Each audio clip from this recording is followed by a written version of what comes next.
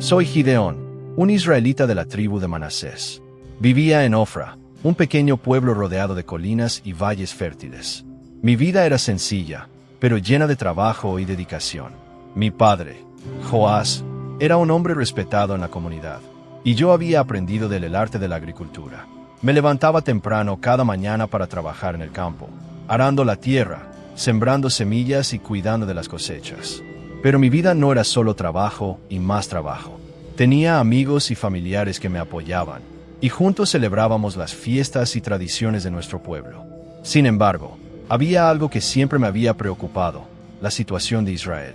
Los madianitas, un pueblo enemigo, habían estado saqueando y destruyendo nuestras cosechas durante 7 años. Nuestros líderes no sabían qué hacer, y el pueblo estaba desesperado. Recuerdo un día en particular, cuando los madianitas vinieron a nuestro pueblo y se llevaron todo lo que pudieron encontrar. Mi familia y yo nos escondimos en las colinas, observando cómo destruían nuestra casa y se llevaban nuestros animales. Fue un momento terrible, y me sentí impotente para hacer algo al respecto. A pesar de todo, seguí trabajando en el campo, tratando de mantener a mi familia y contribuir a la comunidad. Pero la sensación de desesperanza y miedo siempre estaba allí, en el fondo de mi corazón. ¿Qué podía hacer yo, un simple agricultor, para cambiar la situación de Israel? Un día, mientras estaba trillando trigo en el lagar, algo extraño sucedió. Un ángel del Señor se apareció a mí, y me dijo: «El Señor está contigo, valiente guerrero». Me sorprendió, porque no me sentía valiente en absoluto. ¿Qué quería decir el ángel? ¿Qué esperaba de mí? La curiosidad y la incertidumbre me invadieron, y no sabía qué hacer a continuación. ¿Estaba listo para descubrir mi propósito? ¿Estaba listo para enfrentar el desafío que se me presentaba? La historia de Gideón está a punto de cambiar para siempre. La opresión madianita era una realidad cotidiana en Israel. Durante 7 largos años, habían estado saqueando y destruyendo nuestras cosechas, llevándose todo lo que podían encontrar. Nuestros líderes no sabían qué hacer, y el pueblo estaba desesperado. La economía estaba en ruinas, y la gente estaba hambrienta y asustada. Recuerdo las noches en que los madianitas venían a nuestro pueblo, quemando nuestras casas y llevándose nuestros animales. Mi familia y yo nos escondíamos en las colinas, escuchando los gritos y los llantos de nuestros vecinos. Era un sonido que nunca se olvidaba, un recordatorio constante de nuestra impotencia. La opresión madianita no solo era física, sino también emocional. Nos habían hecho creer que éramos débiles, que no podíamos defendernos. Nos habían hecho creer que Dios nos había abandonado. La desesperanza se había apoderado de nuestro pueblo, y no sabíamos cómo escapar de ella. Pero yo recordaba las historias de nuestros antepasados, de cómo Dios había liberado a Israel de la esclavitud en Egipto. Recordaba cómo Dios había enviado a líderes como Moisés y Josué para guiar a nuestro pueblo. ¿Podría ser que Dios estuviera a punto de hacer algo nuevo? ¿Podría ser que estuviera a punto de enviar a alguien para liberarnos de la opresión madianita? La opresión madianita había durado demasiado tiempo. Era hora de que algo cambiara. Y entonces, en ese momento, me di cuenta de que el ángel del Señor me había hablado por una razón. Me había llamado valiente guerrero, a pesar de que no me sentía valiente en absoluto. ¿Qué quería decir con eso? ¿Qué esperaba de mí? La respuesta a esas preguntas estaba a punto de revelarse. El ángel del Señor me había hablado, y yo estaba a punto de escuchar su plan. La llamada del ángel. Recuerdo el momento exacto en que el ángel del Señor se apareció a mí. Estaba trillando trigo en el lagar, solo, como siempre. El sol estaba alto en el cielo, y el aire estaba lleno del olor a tierra y a grano. De repente, un ángel del Señor se apareció a mí, y me dijo: «El Señor está contigo, valiente guerrero». Me sorprendió, porque no me sentía valiente en absoluto. ¿Qué quería decir el ángel? ¿Qué esperaba de mí? Me sentí como si estuviera soñando, como si todo fuera irreal. Pero el ángel siguió hablando, y sus palabras me hicieron sentir algo que no había sentido en mucho tiempo: esperanza. «El Señor te ha elegido para salvar a Israel de la opresión madianita», me dijo el ángel. «Ve con la fuerza que tienes y salva a Israel de la mano de Madián». Me sentí como si me hubieran golpeado en el estómago. ¿Yo? ¿Salvar a Israel? ¿Cómo podía hacer eso? Soy solo un agricultor, no un guerrero. No tengo la fuerza ni la habilidad para liderar a Israel contra los madianitas. Pero el ángel me miró con ojos compasivos y me dijo: «El Señor estará contigo. No te preocupes por tu debilidad. porque Él te dará la fuerza que necesitas. Me sentí un poco más tranquilo, pero todavía tenía dudas. ¿Qué si fracaso? ¿Qué si no puedo hacerlo? El ángel me miró de nuevo y me dijo, pide una señal, Gideón. Pide algo que te haga creer que Dios está contigo. Me quedé pensando por un momento, y luego le pedí al ángel que me diera una señal. Le pedí que, si era verdad que Dios me había elegido, que hiciera que un sacrificio que yo preparara fuera aceptado por Él.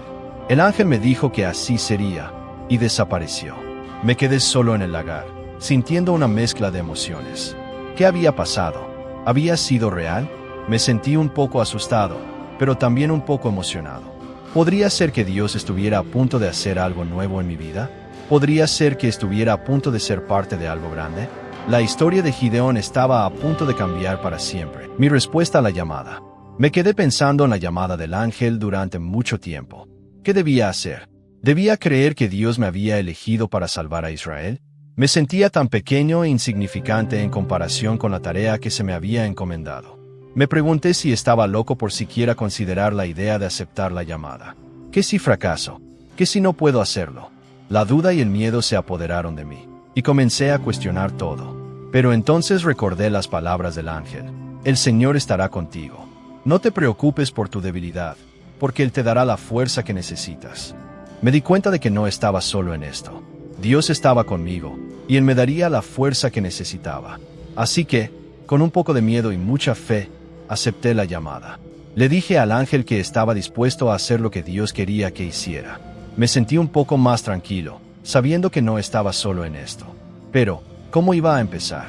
¿Qué debía hacer primero? Me di cuenta de que no tenía idea de cómo salvar a Israel de la opresión madianita. Así que decidí empezar por lo que sabía hacer mejor, la agricultura. Comencé a preparar un sacrificio para Dios, como me había pedido el ángel. Preparé un cabrito y lo coloqué en un altar que había construido en el lagar. Luego, esperé a ver qué pasaba. De repente, un fuego salió de la roca y consumió el sacrificio. Me quedé asombrado. Dios había aceptado mi sacrificio. Me di cuenta de que Dios estaba conmigo, y que Él me guiaría en todo lo que hiciera. Con una nueva confianza, comencé a planificar mi próximo paso. Sabía que no podía hacer esto solo, así que decidí reunir a algunos de mis amigos y familiares para hablar con ellos sobre la llamada del ángel y mi decisión de aceptarla. Juntos, podríamos empezar a hacer planes para liberar a Israel de la opresión madianita.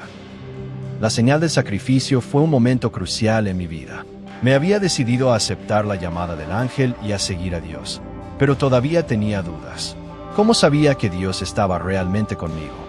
¿Cómo sabía que no estaba simplemente siguiendo mi propia imaginación? Así que le pedí a Dios una señal, algo que me hiciera creer que Él estaba conmigo. Le pedí que, si era verdad que me había elegido para salvar a Israel, que hiciera que un sacrificio que yo preparara fuera aceptado por Él. Preparé un cabrito y lo coloqué en un altar que había construido en el lagar. Luego, esperé a ver qué pasaba.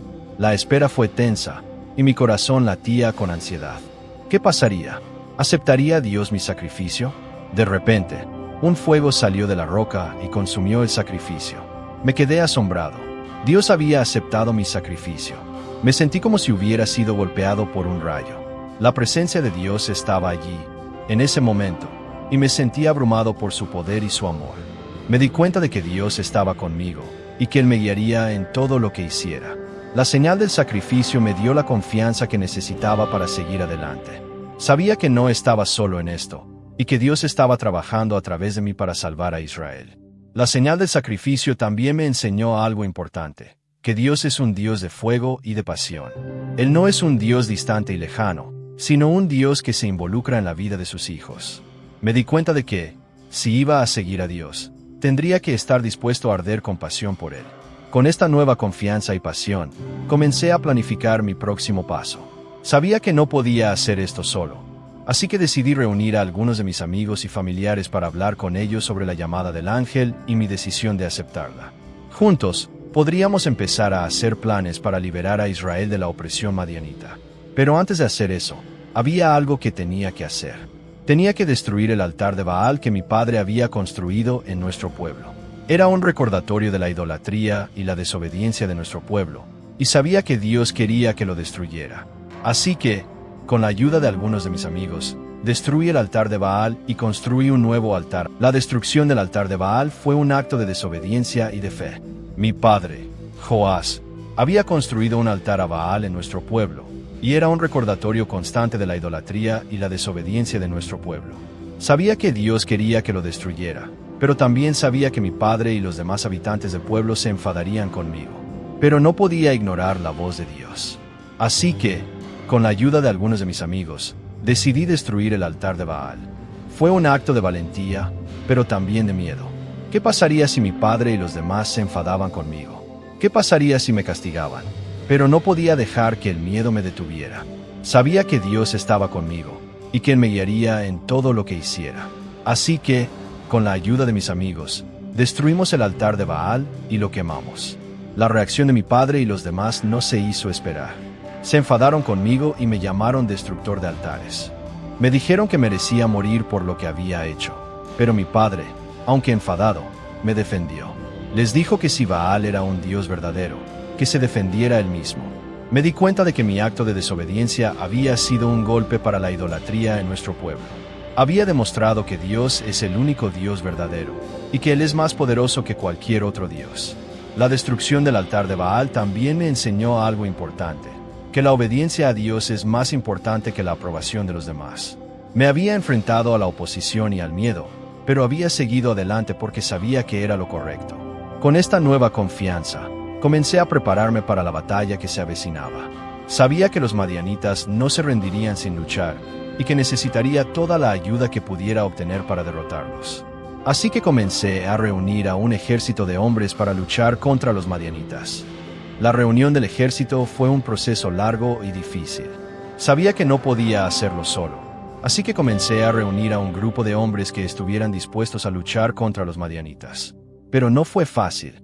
Muchos de los hombres de nuestro pueblo estaban asustados y no querían involucrarse en la lucha. Recuerdo que fui de puerta en puerta, hablando con los hombres de nuestro pueblo, tratando de convencerlos de que se unieran a mí. Les hablaba de la opresión madianita, de la necesidad de defender nuestro pueblo y nuestra fe.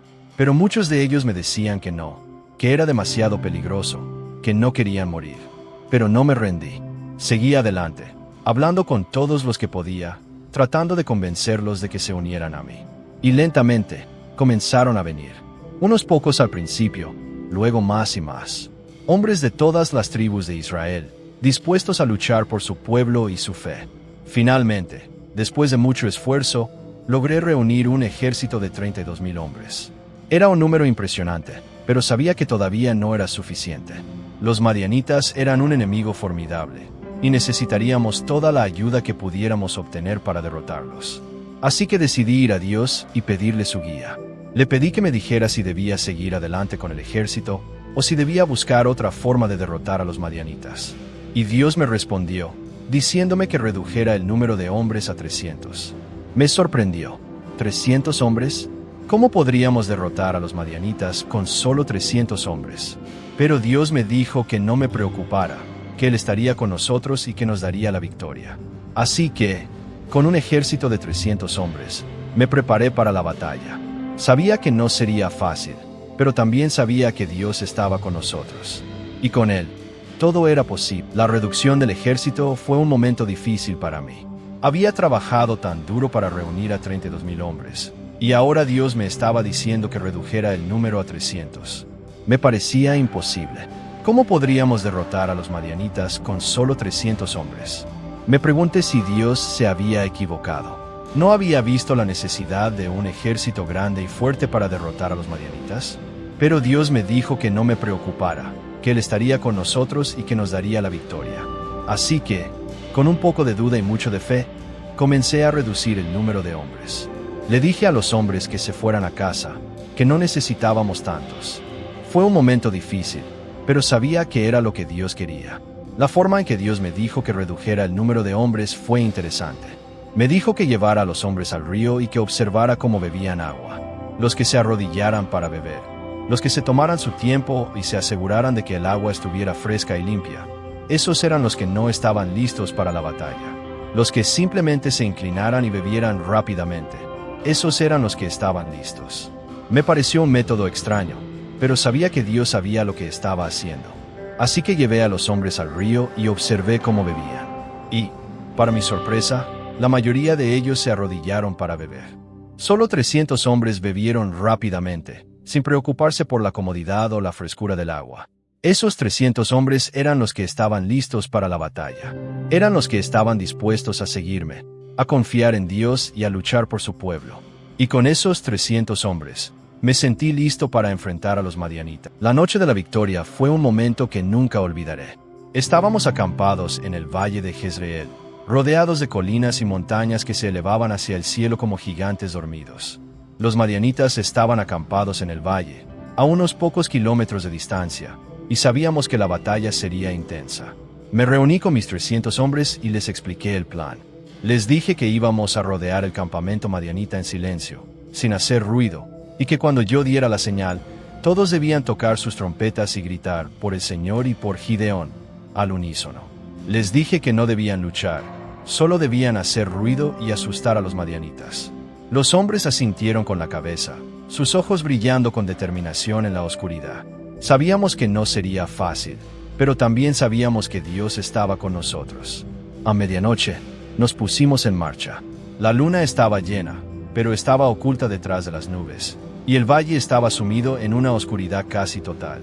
Avanzamos en silencio, nuestros pasos apenas haciendo ruido en la tierra seca.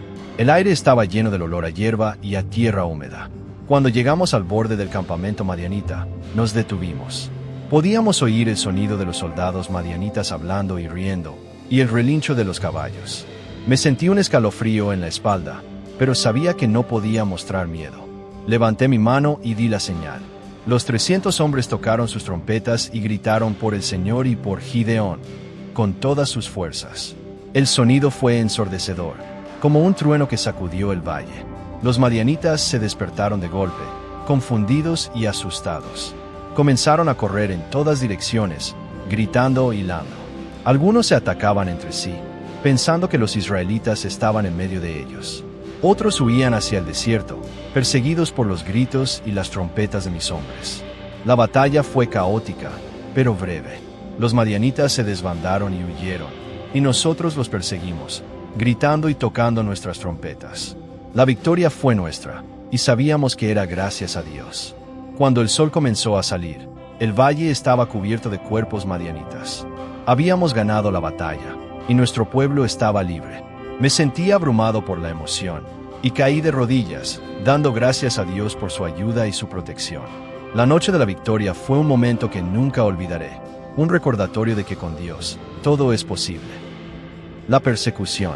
La persecución fue un momento emocionante y agotador al mismo tiempo. Después de la victoria en el valle de Jezreel, sabíamos que no podíamos dejar que los madianitas se reagruparan y nos atacaran de nuevo. Así que decidimos perseguirlos y asegurarnos de que no fueran a ser una amenaza para nuestro pueblo de nuevo. Mi ejército de 300 hombres, junto con algunos otros que se habían unido a nosotros, se lanzó en persecución de los madianitas. Los perseguimos a través del valle y hacia las montañas, siguiendo sus huellas y sus gritos. La persecución fue intensa y agotadora. Corrimos durante horas, sin parar, siguiendo a los madianitas a través de valles y montañas. El sol estaba alto en el cielo, y el calor era intenso, pero no nos detuvimos. Finalmente, después de horas de persecución, llegamos a un río y vimos a los madianitas tratando de cruzarlo. Estaban exhaustos y desorganizados, y no pudieron resistir nuestro ataque. Los perseguimos a través del río, y muchos de ellos se ahogaron o fueron capturados. Entre los que capturamos estaban 2 de los líderes madianitas, Oreb y Zeeb. Los llevamos de regreso a nuestro campamento, donde los ejecutamos como un mensaje a los demás madianitas de que no debían meterse con el pueblo de Dios. La persecución había sido un éxito, y sabíamos que habíamos asestado un golpe mortal a los madianitas. Pero también sabíamos que todavía había mucho trabajo por hacer. Habíamos ganado una batalla, pero la guerra no había terminado. Me sentí aliviado y agotado al mismo tiempo. Habíamos trabajado duro para lograr esta victoria, y era un recordatorio de que con Dios, todo es posible. Pero también sabía que la verdadera prueba estaba por venir. ¿Cómo íbamos a mantener la paz y la estabilidad en nuestro pueblo? ¿Cómo íbamos a asegurarnos de que los madianitas no se reagruparan y nos atacaran de nuevo? La persecución había terminado, pero la verdadera batalla estaba a punto de comenzar. La captura de los reyes fue un momento emocionante y satisfactorio.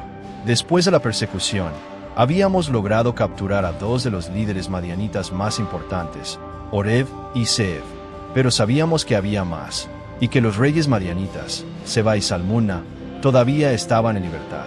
Decidimos perseguirlos hasta el final, y seguimos sus huellas hasta la ciudad de Karkor.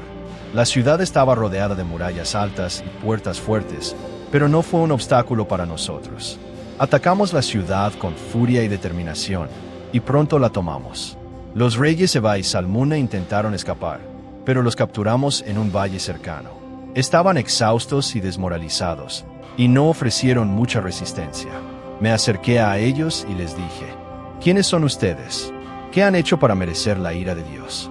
Seba respondió: somos los reyes de Madián, y hemos venido a destruir a Israel. Me miré a Jeter, mi hijo, que estaba a mi lado, y le dije: ¿por qué no mataste a estos hombres cuando tuviste la oportunidad? Jeter se acercó a los reyes y les dijo: ustedes son como mujeres, no tienen la valentía de un hombre. Entonces, yo mismo maté a los reyes Seba y Salmunna, y tomé sus joyas y sus ornamentos como botín. Fue un momento de triunfo, pero también de reflexión. Habíamos ganado la batalla, pero ¿a qué costo? Me di cuenta de que la victoria no era solo sobre la destrucción de nuestros enemigos, sino sobre la restauración de la justicia y la paz en nuestro pueblo. Habíamos defendido nuestra tierra y nuestra fe, y habíamos demostrado que Dios estaba con nosotros. La captura de los reyes fue un momento importante en nuestra historia, y sería recordado por generaciones futuras como un ejemplo de la fidelidad y el poder de Dios. La negativa a ser rey fue un momento decisivo en mi vida. Después de la victoria sobre los madianitas, el pueblo de Israel me ofreció la corona, diciendo que yo era el más digno para gobernarlos. Me dijeron: Gideón, tú has salvado a Israel de la opresión madianita.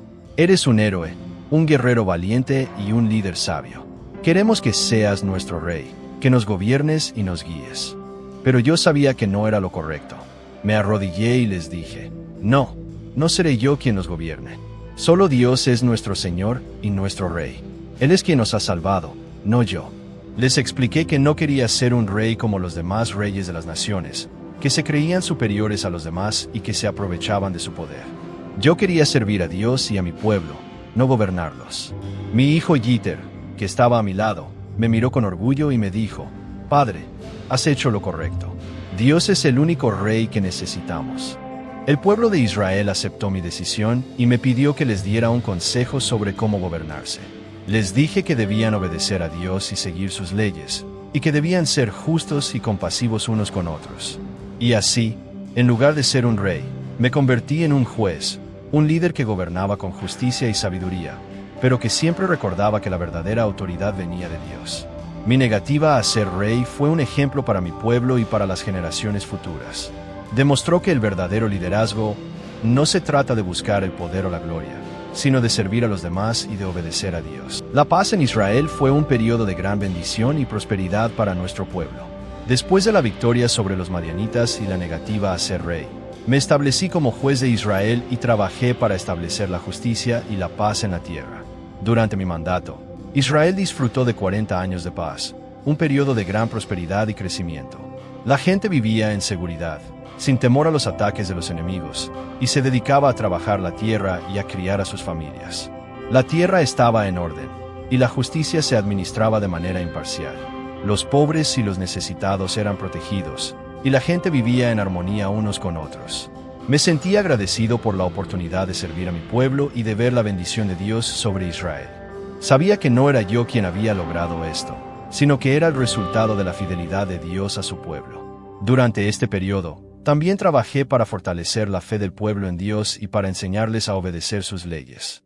Establecí un sistema de jueces y líderes que ayudaran a gobernar el pueblo y a mantener la justicia. La paz en Israel fue un periodo de gran gozo y celebración. La gente se reunía para adorar a Dios y para dar gracias por la bendición de la paz. Y yo, Gideón, me sentí honrado de ser un instrumento en las manos de Dios para traer esta paz a mi pueblo. Pero, como siempre, la paz no duró para siempre. Después de mi muerte, el pueblo de Israel comenzó a alejarse de Dios y a seguir a otros dioses. Pero eso es una historia para otro día. Mi familia y mi legado son una parte importante de mi historia. Me casé con una mujer de Siquel y tuvimos un hijo llamado Jeter, que fue un guerrero valiente y un líder sabio. También tuve muchos otros hijos con mis concubinas, y uno de ellos, Abimelech, se convirtió en un rey tirano después de mi muerte. Mi familia fue una fuente de gozo y de dolor para mí. Jeter fue un hijo leal y un gran apoyo, pero Abimelech fue un problema desde el principio. Sin embargo, a pesar de sus defectos, mi familia fue una parte importante de mi vida y de mi legado. Mi legado es más que solo mi familia. Sin embargo, es el impacto que tuve en el pueblo de Israel, el legado de fe y de obediencia a Dios que dejé atrás. Me esforcé por ser un líder justo y sabio, y por enseñar al pueblo a seguir a Dios. También dejé atrás un legado de valentía y de fe.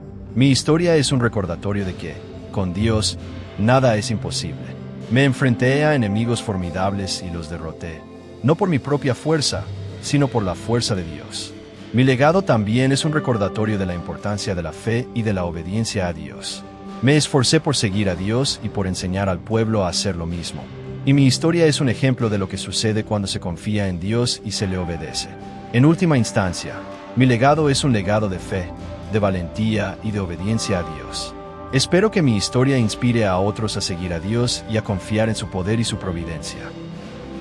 Mi muerte fue un momento de gran tristeza para mi pueblo, pero también fue un recordatorio de la importancia de mi legado. Morí a una edad avanzada, después de haber vivido una vida plena y fructífera. Mi pueblo me lloró y me honró con un funeral digno, y mi nombre se convirtió en un símbolo de fe y de valentía en Israel. Mi legado, sin embargo, no murió conmigo. Mi historia se convirtió en un ejemplo para las generaciones futuras, un recordatorio de la importancia de confiar en Dios y de obedecer sus mandamientos. Mi fe y mi valentía inspiraron a otros a seguir a Dios y a confiar en su poder y su providencia. Mi hijo Jeter, que había sido un gran apoyo para mí durante mi vida, se convirtió en un líder sabio y justo en Israel, y continuó el trabajo que yo había comenzado. Y aunque mi hijo Abimelech intentó destruir mi legado y establecer un reino tirano, no pudo borrar la huella que yo había dejado en el pueblo de Israel.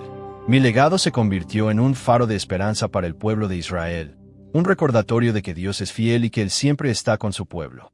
Y aunque mi cuerpo murió, mi espíritu vive en la historia de mi pueblo, y mi nombre se recuerda como un símbolo de fe y de valentía. En última instancia, mi legado es un legado de fe, de valentía y de obediencia a Dios. Espero que mi historia inspire a otros a seguir a Dios y a confiar en su poder y su providencia, y que mi legado continúe vivo en el corazón de mi pueblo para siempre.